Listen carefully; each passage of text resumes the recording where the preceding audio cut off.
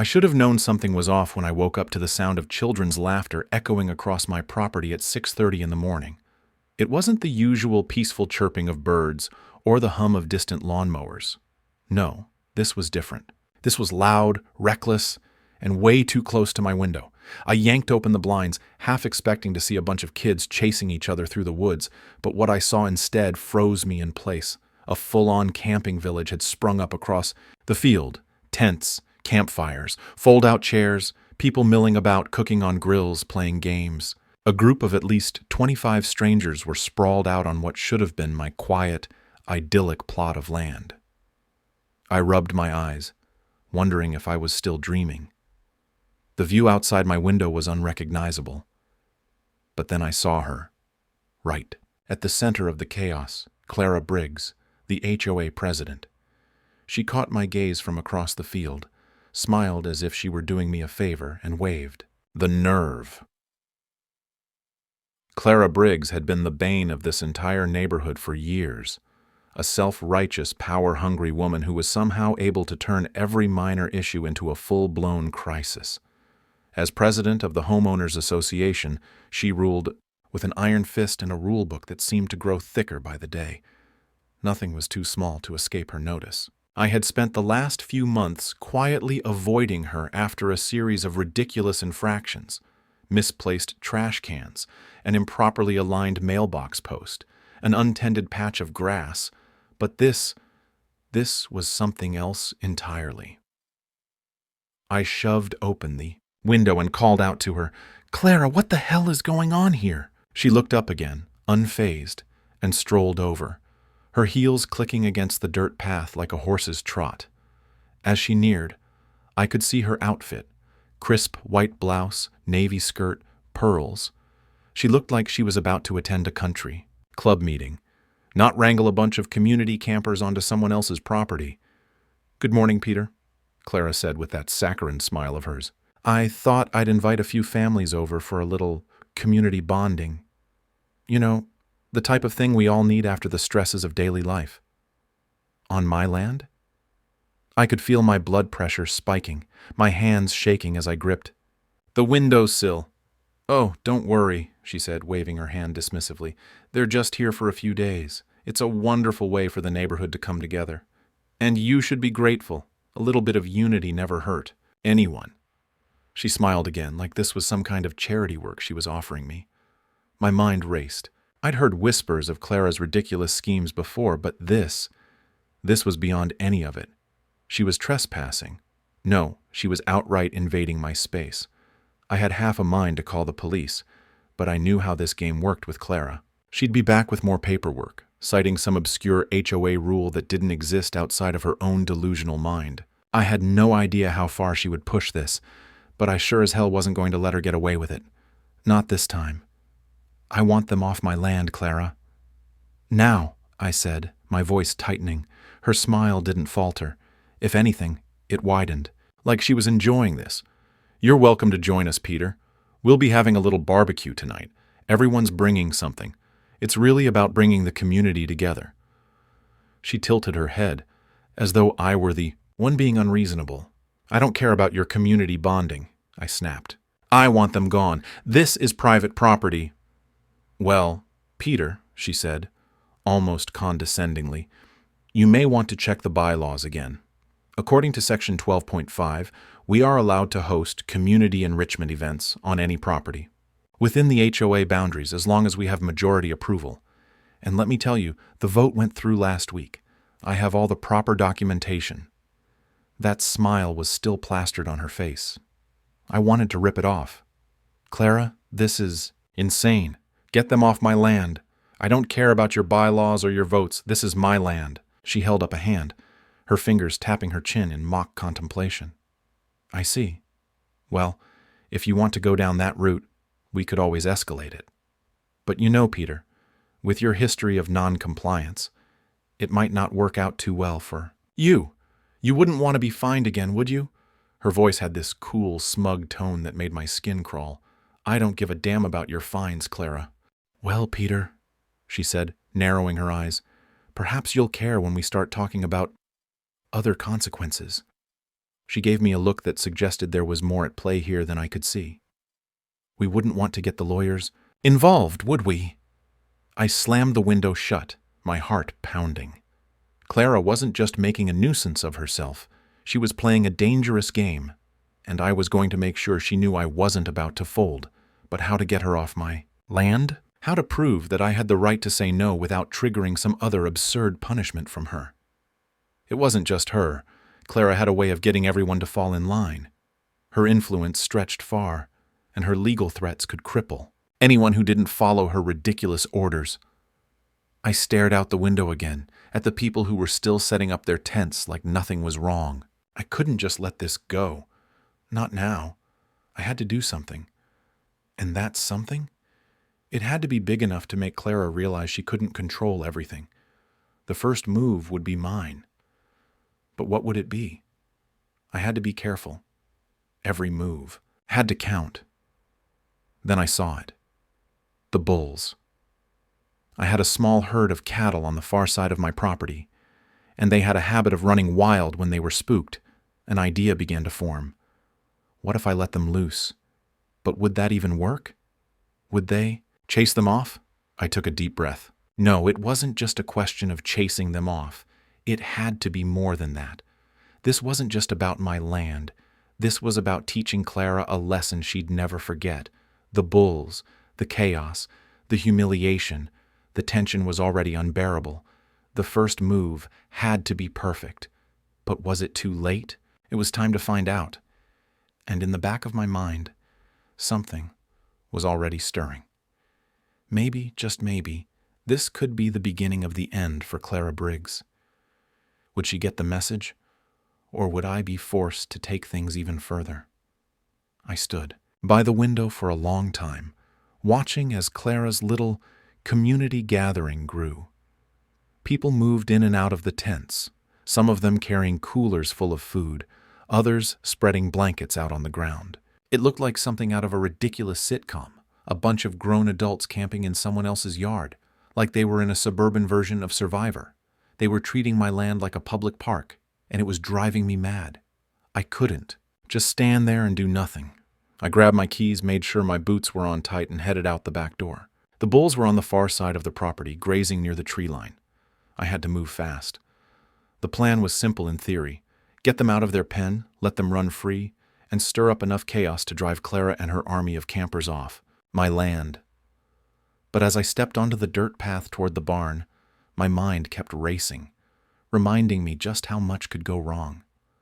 Could I really get the bulls to charge across the field? What if they ran straight into the woods instead?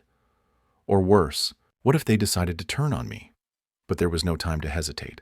I couldn't afford to let Clara think she had won. I reached the barn, shoved open the door, and stepped inside, immediately hit with the smell of hay and manure. The bulls were in the back corner, mostly uninterested in me as I approached. I could feel the weight of the moment hanging over me, a strange tension building in my chest. They weren't going to listen to me unless I gave them a good reason to run. With a deep breath, I opened the gate and stepped inside.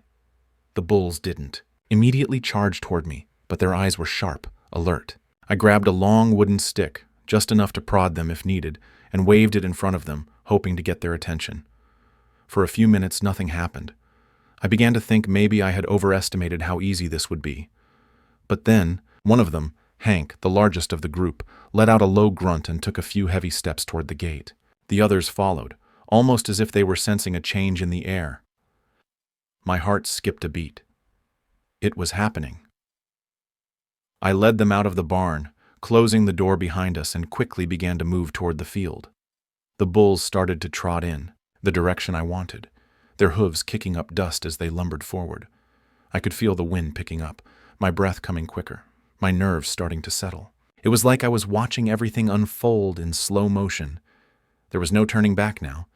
But before I could even get halfway to the field, my phone buzzed in my pocket. I pulled it out, expecting a text from my sister, maybe asking how I was, doing with Clara's little stunt. But when I saw the name on the screen, my stomach dropped. It was Clara. Her message was short, simple, and sent with that passive-aggressive tone I was all too familiar with. "Peter, I'd appreciate it if you didn't interfere with the community event. I'm sure we can come to a peaceful resolution. If you just let us be." I could almost hear her smug voice in the words, the control she wielded so easily, even through a text. How dare she send me a message like that when she was the one trespassing on my land? My anger flared again, sharper than before. I couldn't let her push me around like this. Before I could even respond, I felt the ground tremble beneath me. The bulls were getting closer to the field, and their pace quickened, matching the sense of urgency that had taken over me. They were almost there. I raised the stick high and shouted, "Come on, move!" And just like that, they bolted forward. The sound of their hooves pounding against the earth grew louder and louder. The bulls didn't hesitate. They charged straight toward the field, headed directly for Clara and her band of campers. For a moment, I just stood there, watching them go. I couldn't help but feel a sick sense of satisfaction as they tore across the open space. The campers hadn't noticed yet. Some were still milling around the campfire, cooking, laughing, completely oblivious to the stampede coming their way. Then a voice broke through the sound of the bulls. "Clara's! Peter! Stop them!" she shouted, running toward the chaos, her heels clicking angrily against the gravel. She was already flustered, her face flushed with panic. I couldn't stop now. I wouldn't. The bulls charged forward with an intensity that I hadn't expected. It was like they could sense how much I wanted this to work.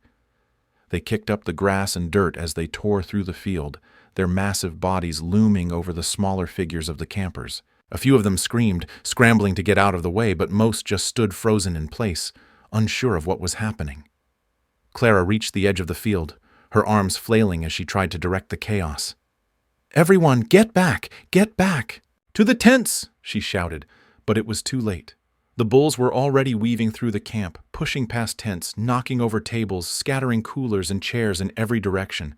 The scene was pure madness. People were shouting, running for cover, tripping over each other, and Clara's voice was barely audible over the cacophony of chaos. But she was still trying to control it.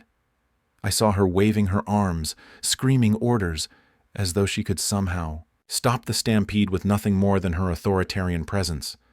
It was almost poetic. Clara, the self-righteous queen of the HOA, trying to control something she couldn't even begin to comprehend. The irony of it made me want to laugh out loud, but then, as the bulls reached the far edge of the field, I saw something that sent a jolt of panic through me. Clara wasn't just standing there directing the chaos. She was looking straight at me, her eyes burning with fury. "You think this is going to stop me, Peter?" she yelled, her voice full of venom.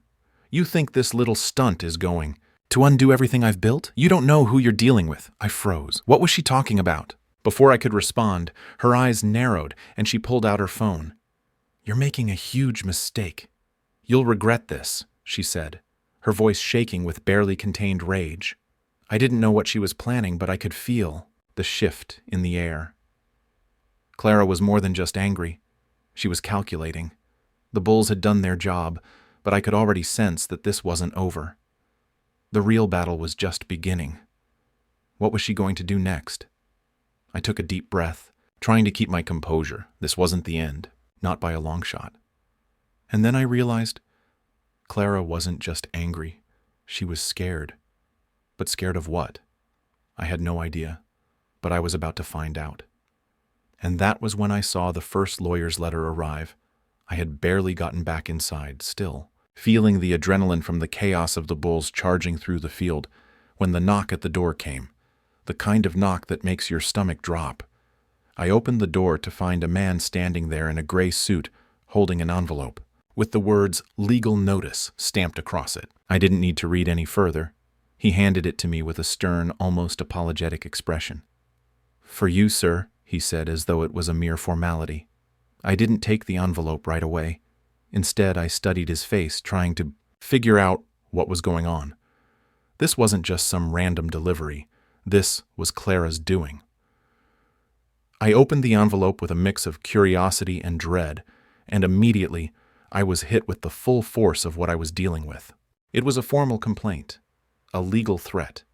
It accused me of recklessly endangering public safety by letting the bulls loose on the property. It mentioned the damage to community property and listed several of the campers who had sustained minor injuries as a result of my actions. Of course, there was no mention of the fact that Clara's uninvited community event had already caused more damage than anything the bulls could have done. The letter went on to explain that if I didn't pay the appropriate damages, within 30 days they would pursue legal action. And, just to add a little extra salt to the wound, there was a mention of the HOA's interests in my property, an ominous, vague reference that made my blood run cold. I clenched the paper in my hand, the anger bubbling up inside me. This wasn't just some legal procedure. This was Clara's way of escalating things, of putting her foot down.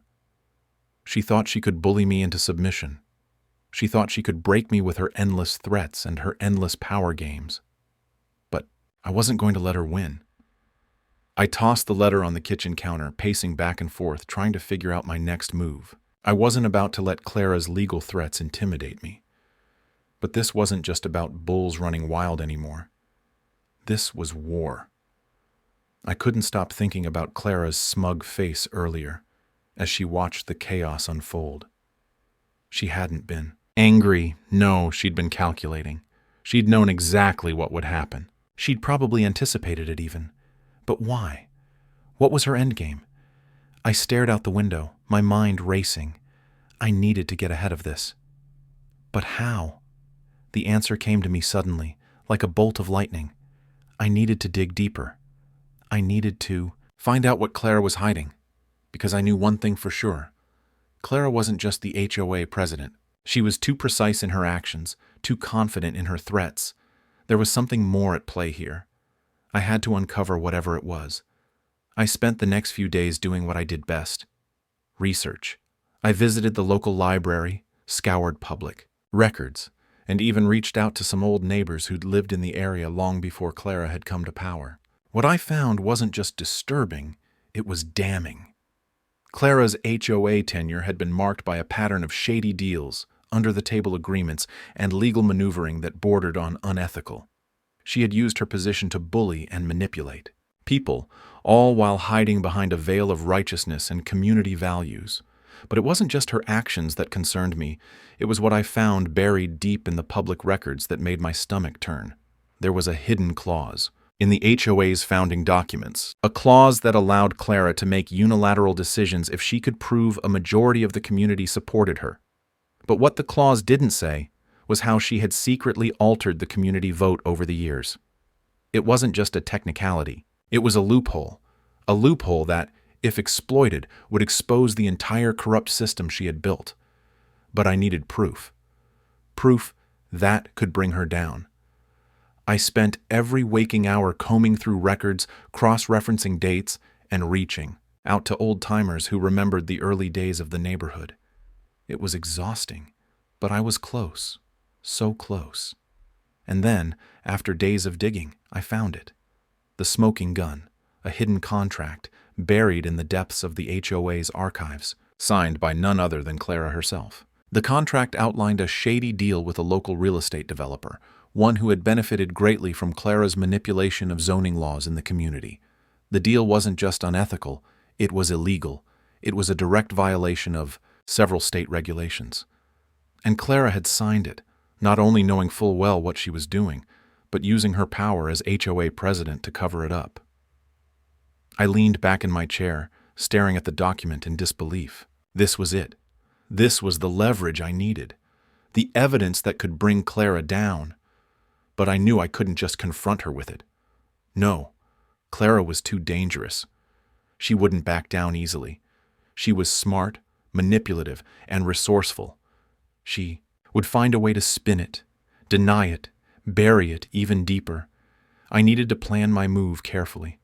I needed the right moment, the right audience. And then, just as I was starting to formulate my strategy, I got a call. It was from the lawyer again. But this time, the message wasn't just a threat, it was a promise. "Peter, I'm sure you've received our letter," the lawyer said, his voice smooth and rehearsed. "I trust you'll be cooperating with our requests. If not, things could escalate quickly." Clara's been very clear about her intentions. I could hear the smirk in his voice, the same smug attitude that Clara had. They thought they had me cornered, but what they didn't know was that I wasn't the one in trouble anymore. Clara was. I hung up the phone without saying another word, my mind already working through the next steps. I couldn't let her get away with this. I had the power now, the leverage, but just as I was about to begin executing my plan, something unexpected happened. A knock at the door. I opened it, and there, standing in front of me, was someone I hadn't seen in years, someone who might just change everything.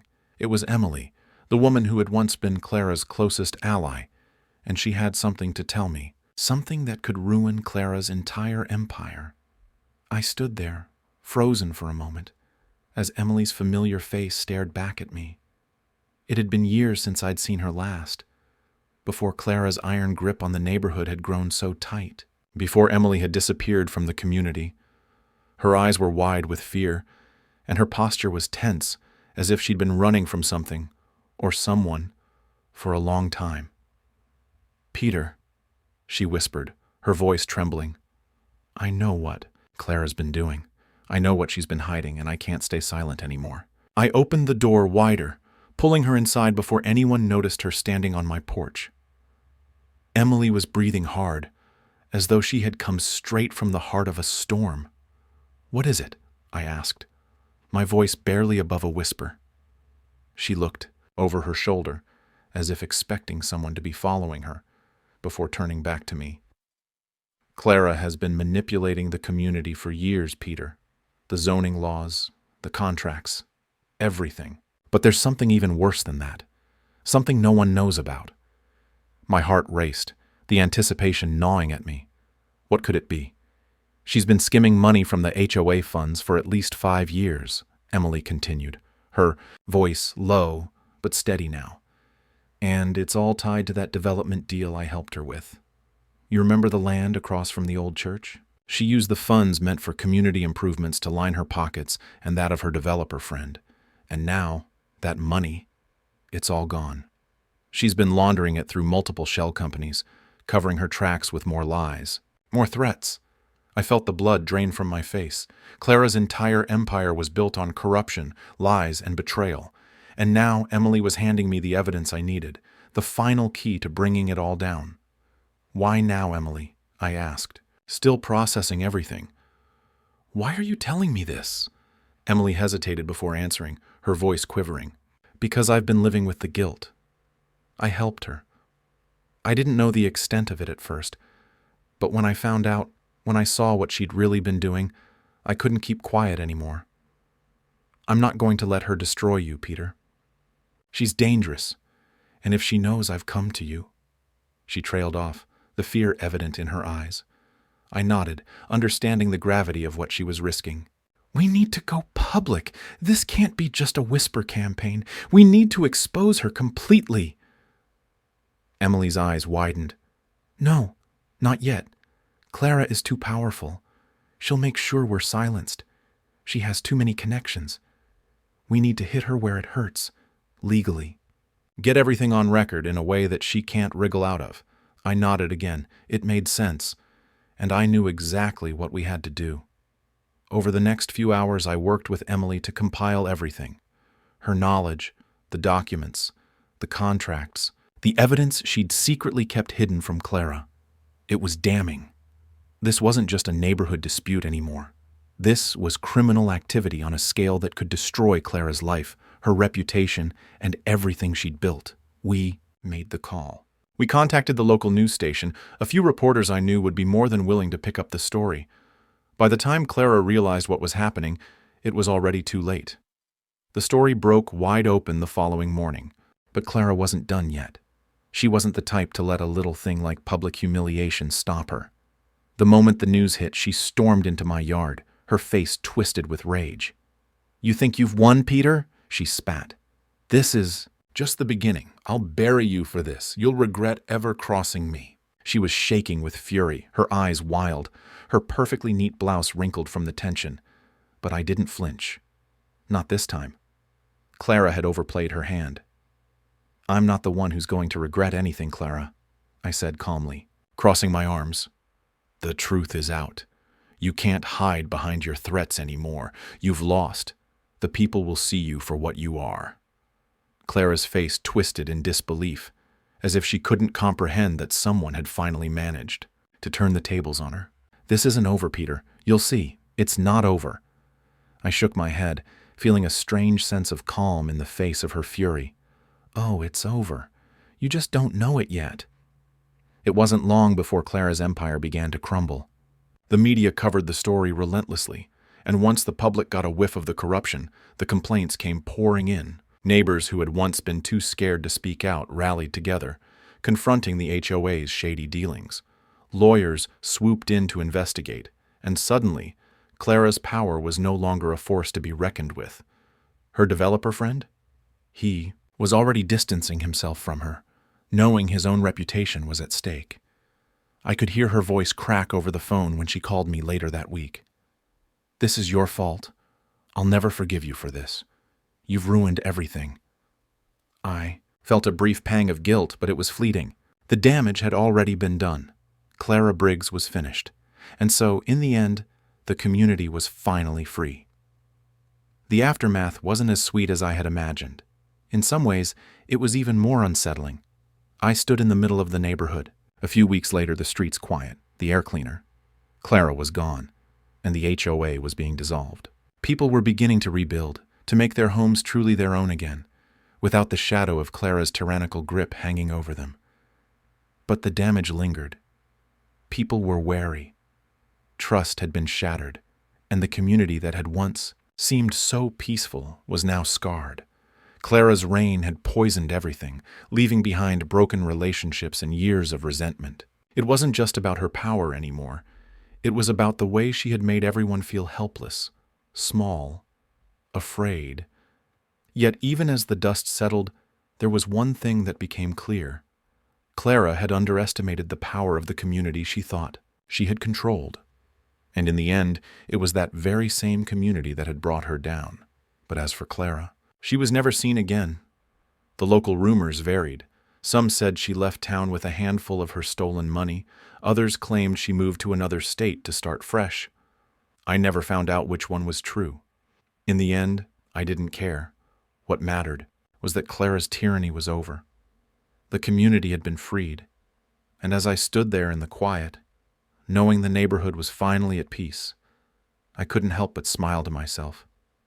Because sometimes, it's the smallest act of defiance that topples the greatest of empires, and as always, the truth had a way of finding its way to the surface.